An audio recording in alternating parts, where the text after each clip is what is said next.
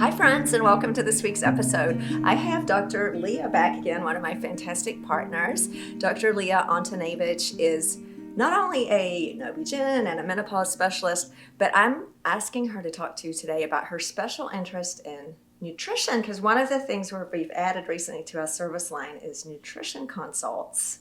So tell us a little bit, first of all, how you got interested in this, because the average OB-GYN doesn't know much about nutrition. Let's face it, I didn't.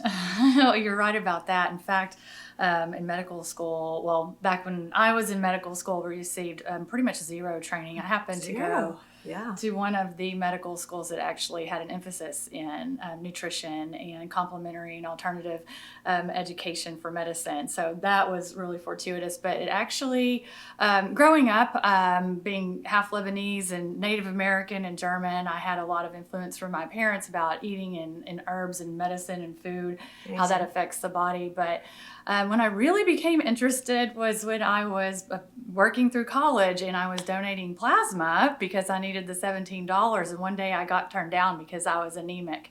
Wow. And needless to say, that started a whole health journey, and I learned a lot about how horrible iron supplements can be on the body, and basically how to feed my body better because I was on the typical college diet. Which is such an interesting example, I think. Just human beings, including doctors, I had the same experience. Our learning accelerates in areas where we find out something about ourselves, just like it did for us when we started going through hormone change. So we've talked about our weight loss program before, which is wonderful, and we offer that. And this is a little bit of a deviation from that to talk more about the nutrition component, because it's so much more than just what I used to say, which is basically eat less and exercise more, which is probably the most useless piece of advice you could give. It's not untrue. It's just not holistic enough. So Leah has many, many things, and we've tried to break them down to 10 things to talk to you about that she would discuss with you if you come to see her for a nutrition consult. So first of all, it's not 15 minutes, right? A nutrition consult. No, it's at least an hour, and that's just a jumping off point. But that's for us to basically just look at your health assessment first of all. So when you come to our practice, you have a holistic view of everything, and we will look at a bunch of different labs and see what else is going on.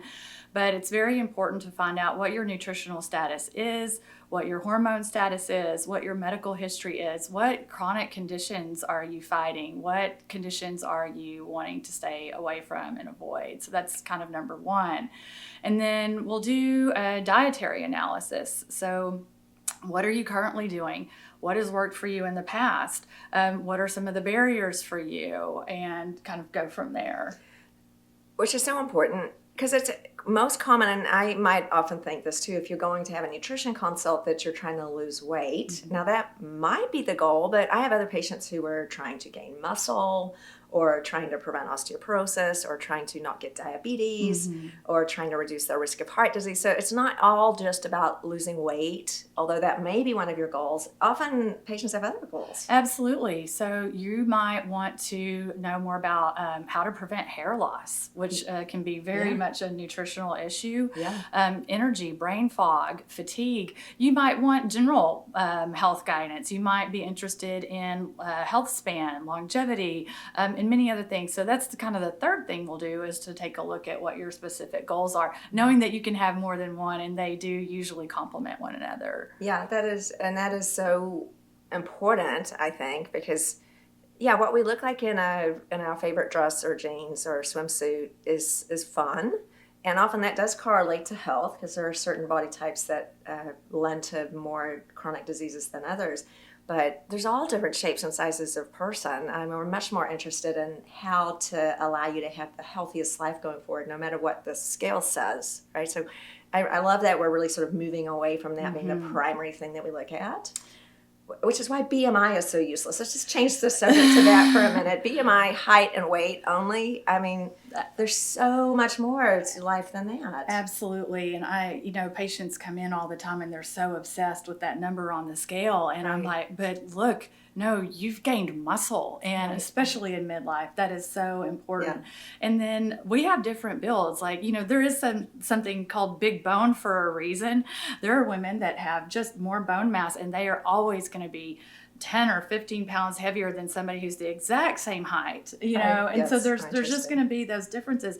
If you have Asian ancestry, for example, your bone mass is different and your BMI requirements or standards are different as well. So BMI is not great, which is why we use our InBody machine to evaluate you. Body composition, we've talked about. Yeah, and I was sort of changing the subject to that because that particular metric is phasing out. But if you're only focusing on your height and weight, I mean, there's so much that you're missing, which is why we're really digging into your entire body health status, which I think is so important. And then, I mean, and it's amazing. This is even going to take place in an hour, but like you said, that's just sort of scratching the surface. Frequently, it would take several visits to really dig down to it. But what's the next thing that you might talk about? Well, but that's a great segue. So the nutritional status, right? Yeah. So we can tell a lot by the combination or the proportions of fat to muscle and all of those things. So we'll also be looking at your labs, and we can tell if you have baseline inflammation, if you're deficient in certain nutrients that are a problem for metabolism or that are keeping you inflamed, which also lead to pretty much every problem that there is, and very much are a barrier to weight loss. You could be exercising like a fiend and be eating grass all day and still gaining weight. So that's really important. And then once we look at those things, we start looking at kind of personalized meal planning. What is that going to mean for you? Let's look at you in your life instead of just eat better and exercise more. Well, what if you have busy children with busy lives and you're not home until 8 or 9 p.m.? So me telling you to eat at 5 and to do certain things just isn't going to cut it. Yeah. We also need to look at, do you like to cook? Are you able to prepare your own food? How often do you have to travel? So we really, really have to individualize this or it's not going to work. Right, and that's so important. I mean, I feel bad for all of the times that I've made a statement that was so not taking that into account for a particular person. And when I think about my life, for example, I happen to be an empty nester now, so I've got a lot more freedom to do these different things. If someone suggested something, I could change it. In the past, when I had 3 little kids, there's no way I could do that. And then those of you who have teenagers at home, it might be easy to say, well, just clear out your pantry of all the bad foods. I had to separate the pantry into the side that was potato chips, pasta, and gummy bears, and the side that had high-protein snacks. It's not that easy. So I think unless we recognize that it's not that easy and really look at your life, like Dr. Leah is saying, that makes it doable. I'm not going to do something if it's difficult, hard, impossible. I mean, it will fail after a week or two. So we're trying to create a program that's going to be sustainable and maybe even enjoyable. Absolutely. And, I had a patient the other day, we're going to focus on many things, sleep, of course, being one of them. Yeah. But she said, my teenager decides that she wants to talk to me at 11 p.m. at night. And I'm not giving that up. And I completely understand. Just like, you the other day, I tried to talk you into putting your kids into an Uber and you were like, absolutely not. That's the time I get to, be in the car with them on the way to the airport. So the only time you get to talk to them is driving them to the airport. So we'll take those things into account and we'll do the simple fixes and we'll do the easy fixes. And then, over time, things will become a habit and it won't feel hard. Yeah, and there's so many things I've learned too. Oh my gosh, I think probably fair to say pretty much everything I practice now, I did not learn in med school. And the learning curve is accelerating so quickly. I mean, just some funny things that came up. The other day I was talking to a patient who traveled a lot, and we were talking about certain supplements that we take, and I have my little box, as do many of you. And for example, omega-3s, which are oil-based, obviously, she was having the experience where they would melt because she traveled a lot and then they would stick together. And so trying to come up with a creative solution for something that simple. It's like, well, how do you take your supplements on the plane? And you can't, these are real things that we have to think about. What are you going to eat if you're on a 16-hour flight and none of that food suits your particular nutrition requirements? I mean, so we've really got to be flexible. Absolutely. Yeah. And that brings us to another tenet, which is lifestyle integration. Yeah. So after we kind of formulate a plan and see what we can fix and what our barriers are and where we're going to get caught up, then we actually come up with solutions. And, Susan laughs at me with my canned fish, but I'm right now in my backpack, I have 2 cans of wild salmon and mackerel, and I have my nuts. I always have my little trail mix that I make myself, buy big, huge batches at Costco, mix them up, add different things, add different dried fruits that are not sugared. But then I always have something with me so I don't fall prey to the convenience purchases. And that's very helpful. I'm not laughing at you, by the way. I'm secretly jealous. I wish I could eat canned mackerel. Oh my gosh, my dad would eat canned sardines, and I think that just like put me off. But yeah, if you could eat canned fish, wow, that's amazing. So go for it. Yeah. I'm going to teach myself to like it. Well, and then also, depending if you're a vegetarian or if you're a vegan, and talking about those things and getting your protein. And so anyway, lifestyle integration is another thing that we'll do. And then that kind of brings us to behavioral strategies. So, some people have interesting and difficult relationships with food. Some people have love-hate relationships. I'm personally very much an emotional eater. That's something I actually fight, and people look at me and don't think that that's the case. But, so we'll go over those things too, and we can come up with some easy ways and some simple ways to be mindful and slow things down and look at things differently and start looking at food as a nutrient and not necessarily a comfort, although it can be a comfort as well. And we don't want to take the enjoyment out of eating by any means. In fact, we very much want to keep it in place. Yeah, for sure. So I think that's such an important way that you stated that. Food is wonderful. I mean, we were given these taste buds. I mean, food tastes amazing. It's social. We love eating out with our friends. Family activities are based around food. We don't want to take that away. And then also that mindful component so that I love, there was a show on Oprah, and it's probably so politically incorrect now she couldn't show it. It was probably 20 years ago, but it was called Why French Women Are Thin. You'd look it up. And I'm sorry if I'm stepping on you. It was just seriously what it was called. And I found it fascinating, but the root of the answer to that was they ate whatever they want, just a small amount. And I'll never forget this one particularly slim French woman talking about how she would get her little chocolate and she would make love to it, like, and just like eat it over 5 minutes. And that image stuck with me, just about mindful eating, that you can really enjoy things if you're giving your whole attention to it. So anyway, eat like a French woman. That's so politically incorrect. I'm sorry, but Oprah said that. No, but I love that. So, but you're actually experiencing the food. So that's one of the things is that we have on our electronics, we have on the television.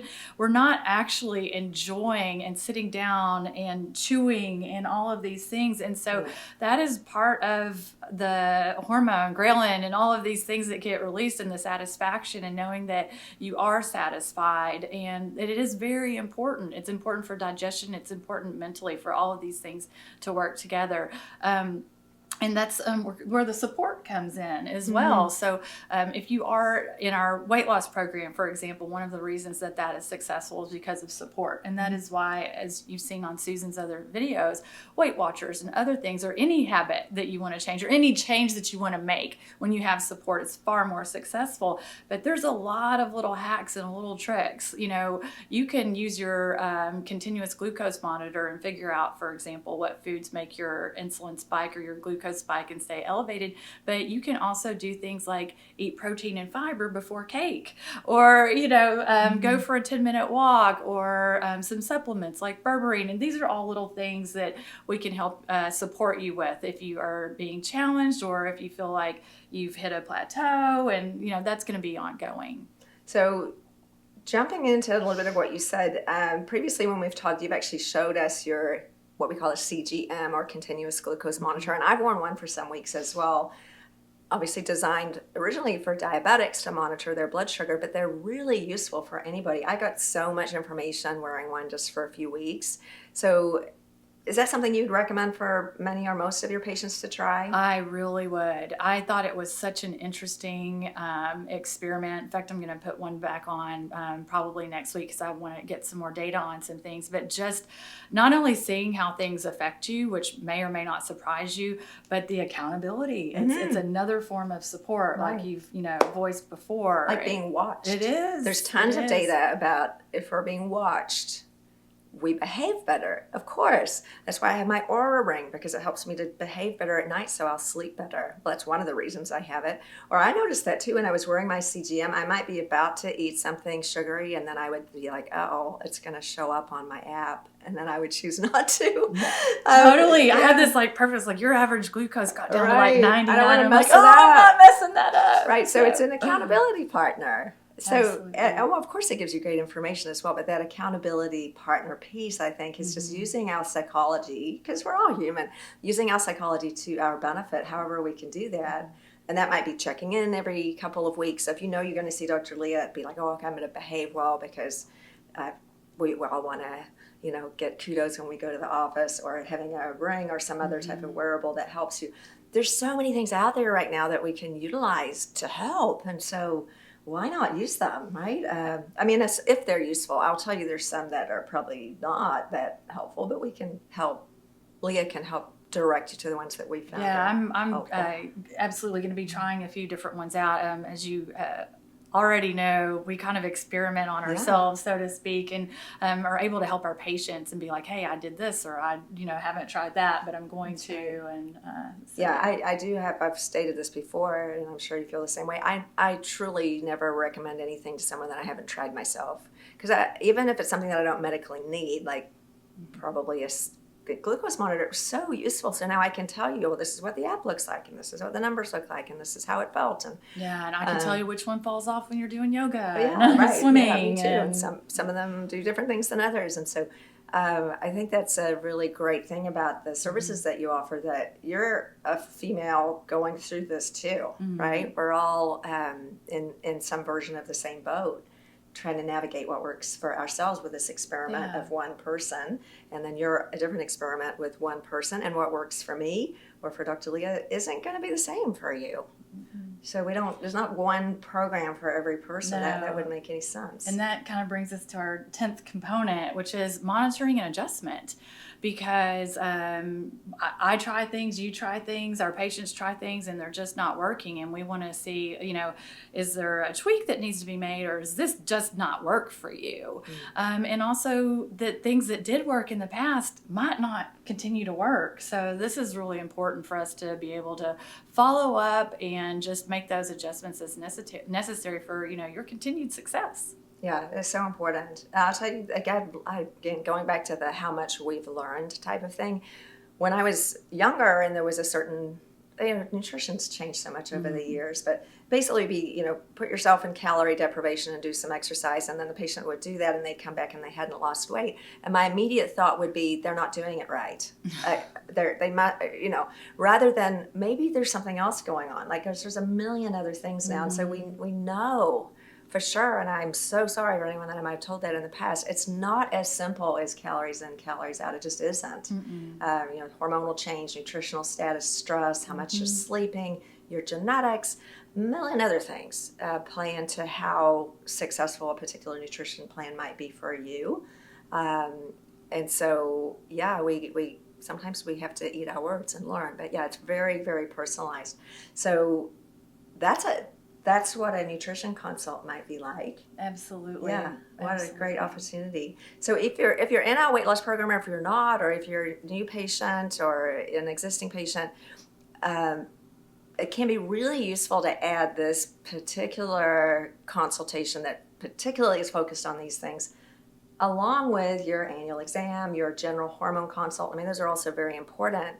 But as you can see, this is sort of taking it to the next level if you really want to maximize nutrition.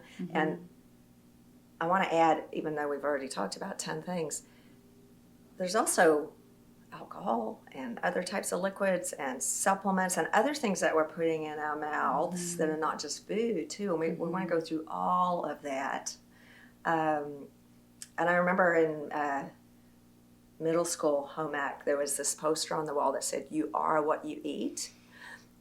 And I didn't understand it because I was like 11. But we literally are what we eat. Our cells are made out of nothing other than what we put in our mouths and what we metabolize from the air. I mean, it's that important. It is. Yeah. It is. And that's why that dietary analysis, and to be truthful about it too, right? Yeah. I feel like some people don't want to tell you, and they feel like they're Right. bad. And it's not about being bad or good. It is what it is, and it's about identifying what things that we can change and get you to be the best you and meet your goals. Yeah, really well put. And I mean, honestly, there's been so much judgment of us, of you over the years. No wonder you don't want to tell the truth about what you're eating. You should hear what I eat sometimes. So we like to share stories too. We're always very honest with you about our own humanness. I've been known to eat a big bag of potato chips when I'm in a sad mood without even paying attention. We're human too, and we can always come back, start over, and restart the plan the next day. That's the best thing about being human. You get to start over every morning again. Well, it's been such a pleasure to have you again. I know that we'll have you back again soon. So if you're interested in seeing Dr. Leah for this very holistic nutrition consultation, which you can expect will take an hour and probably some more to really get to the bottom of it, you can reach her at the link below. Now, I don't know the answer to this question, but it wouldn't be ideal to do these visits virtually, but you could.